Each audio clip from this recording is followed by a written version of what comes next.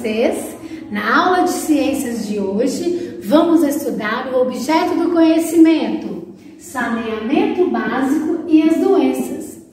Pegue o seu livro de ciências e vamos acompanhar juntinhos a leitura e a explicação das páginas 148 a 156 do seu livro. Vamos lá? Saneamento básico.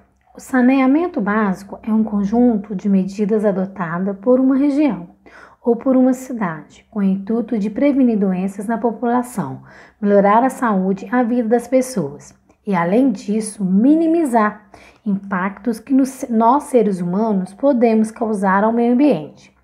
Veja algumas instalações operacionais a seguir. Tratamento e abastecimento de água potável. Isso mesmo. Então, para que a água esteja pronta para o consumo, ela precisa passar por essa estação de tratamento, exatamente como vocês estão vendo. O tratamento de esgoto, após o uso dessa água, precisa tratar para eliminar o máximo possível de contaminante e não poluir rios e nem os solos do nosso ambiente. Drenagem e manejo das águas fluviais, que são as águas de chuva, para que elas não acumulem e não ocorra enchente, que pode causar doença como a leptospirose e encaminhar essas águas de chuva de volta para os rios, também livre de doença. Também temos a limpeza da cidade, para que possamos manter a cidade limpa, até para a questão de deixar a cidade mais bonita. E temos também o manejo dos resíduos urbanos, ou seja, do lixo, coleta específica, um tratamento específico, destino específico do lixo para realmente diminuir os impactos do ambiente. Então vamos lá, página 148, as doenças. Certas doenças são contagiosas, isto é, podem passar de uma pessoa doente para uma pessoa sadia. O contágio pode acontecer por contato direto, quando se adoece por ficar próximo a uma pessoa doente, ou por um contato indireto, quando a doença passa por meio de objetos contaminados. Observe a imagem do lado aqui, uma contaminação direta. Um coleguinha está doente e tosse próximo ao seu coleguinha que está sadio. Logo abaixo temos uma menininha que está doente e compartilha o mesmo objeto com outro coleguinha, compartilha um copo com o mesmo coleguinha. Aqui é uma contaminação indireta. Podemos evitar que as doenças contagiosas se espalhem, tomando alguns cuidados. Vamos acompanhar juntinhos esses cuidados. Ter uma boa alimentação, pois uma pessoa saudável, bem alimentada, tem menos risco de contrair doenças. Tomar todas as vacinas recomendadas pelos médicos. Não usar os mesmos objetos que foram utilizados por uma pessoa doente, por pessoas doentes, sem antes lavá-lo muito bem com água fervente. Evitar o contato muito próximo com as pessoas que têm doenças que podem ser transmitidas pelo ar e não ficar em ambiente fechado respirando o mesmo ar que essas pessoas. Agora vamos para a página 149. Aqui nós temos atividades. Questão número 1. Responda. Letra A. O que são doenças contagiosas? Vocês vão responder. B. Você já teve alguma doença contagiosa? Qual? O que foi feito para curá-la? Aqui é uma resposta pessoal, que nós temos 3 perguntinhas. Questão número 2. Leia o texto abaixo e observe a imagem a seguir. Joana está cuidando do seu irmão, que está com catapora. Ela passou a manhã toda com ele e, como estava com preguiça de ir até a cozinha buscar um copo, tomou água no mesmo copo que seu irmão. Você acha que Joana corre o risco de pegar a catapora? Por quê? Questão número 3. Como podemos evitar que uma doença contagiosa se espalhe? Discute com os seus colegas e com o seu professor. Aqui no caso, você vai discutir com algum familiar. Agora, vamos para a página 150. Verminose. Verminose são as doenças causadas por vermes parasita que se alojam no corpo humano, retirando dele o que é necessário para a sua sobrevivência. Muitas pessoas são afetadas por verminoses e, quando não são tratadas de modo adequado, ficam fracas, sem disposição para trabalhar, estudar, passear e etc. As verminoses atingem com mais frequência as pessoas que moram em lugares sem saneamento básico e com pouca higiene. Um exemplo de verme que se adquire principalmente em locais sem saneamento básico é a lombriga. As lombrigas vivem no intestino das pessoas, causando dores de barriga, falta de apetite e enfraquecimento. Se a doença não for tratada, pode até provocar a morte das pessoas afetadas. Há casos de vermes muito pequenos que penetram no corpo das pessoas através da pele humana, em geral dos pés, provocando doenças como o amarelão e a esquistossomose. A esquistossomose é, no Brasil, a verminose mais comum transmitida pela água. Ela é muito grave e precisa ser tratada. Observe a imagem de uma esquistossomose aqui abaixo, em tamanho ampliado. Página 151. Observe no esquema como acontece a transmissão da esquistossomose. Olha aí, acompanhe junto comigo, coloque o dedinho aí. Número 1. O menino portador da parasitas defectando. 2. A pessoa infectada defeca perto da lagoa ou do rio. 3. Nessas fezes, há ovos de verme que na água liberam larvas chamadas miracídios. As larvas nadam até encontrar um caramujo. 4. No caramujo, elas desenvolvem-se, crescem e saem com outra forma chamada cercária. 5. As cercárias penetram na pele de qualquer pessoa que andar descalço no local. 6. Os vermes desenvolvem-se e reproduzem-se no fígado, no intestino dessas pessoas. A fêmea põe os ovos e assim o ciclo recomeça. 7. Os vermes das esquistossomose. Aqui são eles aqui abaixo, ó, abaixo do número 7. Temos a fêmea e o macho. Vamos lá para baixo agora. A esquistossomose provoca problemas no fígado da pessoa e o aumento do abdômen, deixando-a com a barriga bem volumosa. Por isso, é conhecido também pelo nome de barriga d'água. Os verminoses são tratados com remédios chamados vermífugos, receitados por médicos. Existem vermífugos específicos para cada tipo de doença. Podemos saber se estamos com algum verminose por meio de um exame de fezes. Página 152. É possível evitar as verminoses tomando alguns cuidados. Como?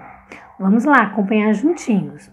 Só beber água filtrada ou fervida, lavar bem as mãos antes das refeições e após o uso do banheiro, lavar bem as frutas e as verduras cruas antes de comê-las, não tomar banho em rios ou lagos cujas águas possam estar contaminadas, combater os caramujos e as moscas, não colocar as mãos ou os objetos sujos na boca, não comer carne de boi ou de porco mal cozida, pois podem estar contaminados por larvas, manter as unhas bem aparadas e limpas, exigir do governo saneamento básico em todas as localidades onde moram pessoas. De maneira geral, a ocorrência de verminose está muito relacionada com as condições de vida das pessoas. Assim, além de tratar os doentes, é fundamental que haja saneamento básico e que sejam adotados hábitos adequados de higiene para evitar as novas infecções. É preciso que as redes de águas encanadas e de esgoto sejam estendidas a todas as habitações. É preciso também esclarecer a população quanto aos riscos dessas doenças e como prevenir. Página 153, temos atividades. Questão número 1. Complete a cruzadinha. Na vertical, número 1, você vai colocar aqui, vai completar a cruzadinha. Líquido essencial à vida. 2. O nome popular para o animal de corpo fino, alongado e mole. 4. O filhote quebra sua casca para nascer. Na horizontal, você vai completar. 3. Todo ser vivo precisa para crescer e se desenvolver. 5. Estrutura física de um organismo vivo. Questão número 2. Converse com os colegas e o professor sobre a questão a seguir. Aqui no caso, você vai conversar com um familiar. A. O que precisamos fazer para não contrair verminose? B.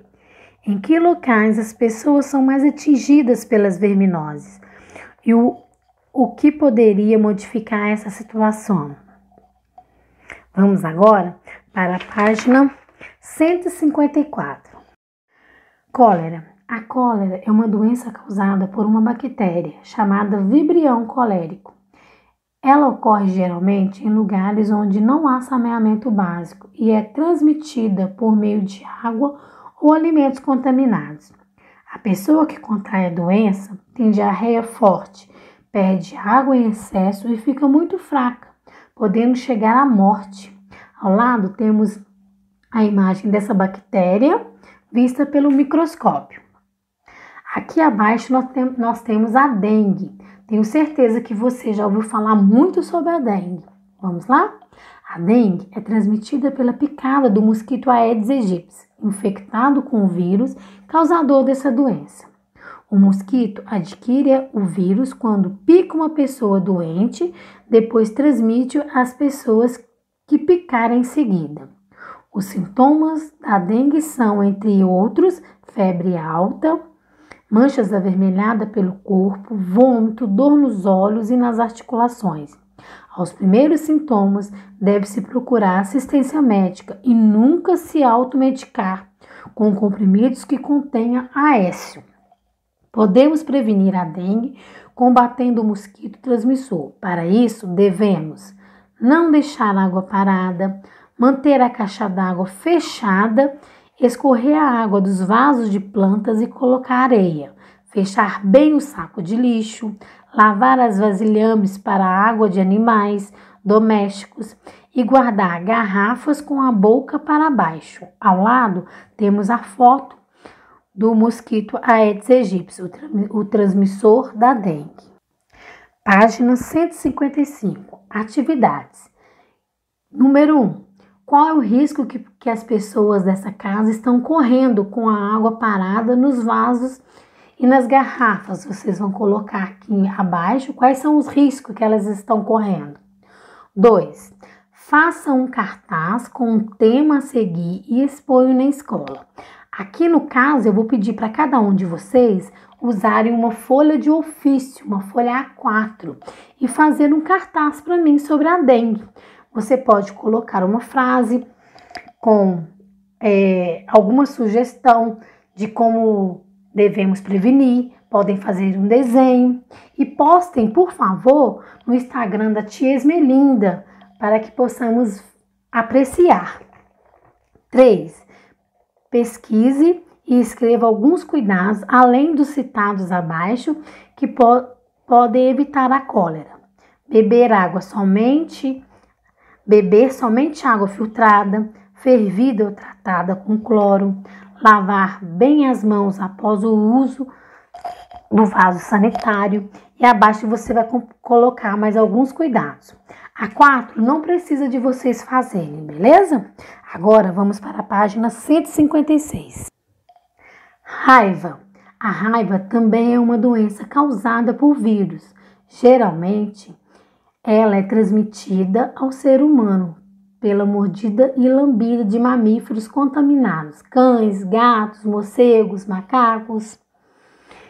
Se uma pessoa for mordida por algum desses animais, ou se a saliva deles entrar em contato com algum ferimento, deve-se procurar um médico imediatamente para tomar o soro antirrábico.